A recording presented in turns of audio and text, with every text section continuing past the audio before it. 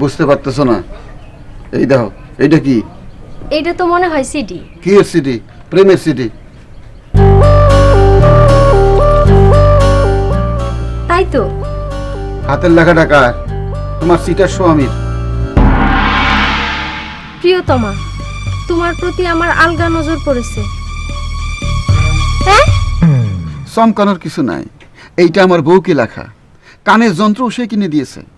তাই তো বলি, আমার বিবাহের জন্য এই সিটারের এত আগ্রহ কেন?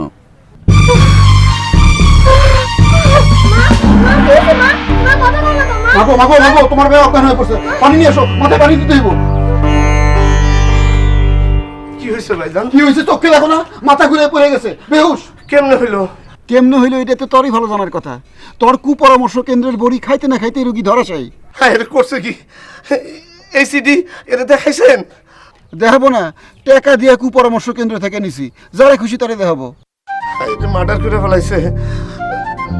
রোগী বেহুশ থাক, তার জাগানোর দরকার নাই। আমি ডাক্তার নিয়ে আসতেছি।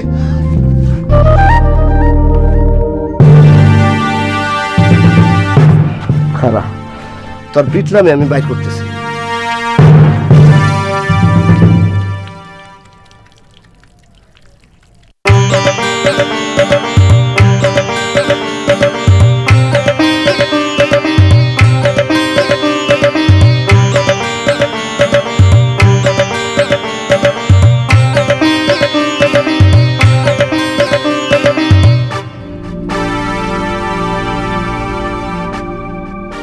কাহিনী কিছু বুঝো?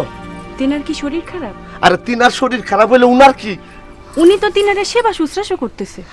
আরে বেক্কেল মায়া, সে আমার বউ, তার সেবা দানের দরকার কি? আরে এটা আপনি কি কোন ভাইজান, আমাদেরও যাই সেবা করা উচিত।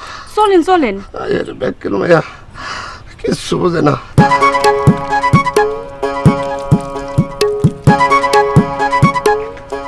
বউ, তুমি দেখেন সুরজ ভাই আমারে নিয়ে আসছে আপনার সাথে তার সেবা যত্নের দৃশ্য দেখানোর জন্য। কুপরামর্শে ব্যবসা খুলছে তো। জি না, কুপরামর্শের ব্যবসায় জোর করে নামাইছে তোমার বুইড়া স্বামী। হ্যাঁ, তুমি কেন ছিলা? ঢং করছি। আপনারা যেমন আমারে নিয়ে রং ঢং করেন, আমিও রং ঢং করছি। রং ঢঙের পালা শেষ। এই সুরজ আলীকে যে আমি স্যার, থামে চলো। আমার অপরাধ। অপরাধ বুঝো না, কুপরামর্শ দেওয়ার ব্যবসা খুলছো, মনে করছো পুলিশের নজর পড়বে না? পুলিশ কি চক্ষু বন্ধ করে থাকবে? যে না স্যার, আপনাদের নেক নজর পড়লে তো আমাদের ব্যবসা ভালো চলবে। চুপ করো। দারোগা সাহেব, ওর কোনো দোষ নাই, আমি ওরে জোর করে এই ব্যবসায় নামাইছি। ও, তুমিই তাহলে আসল নাটের গুরু। বাহ, অতি সহজে অপরাধের গোড়া খুঁজে পেয়েছি। চলো, তুমি চলো।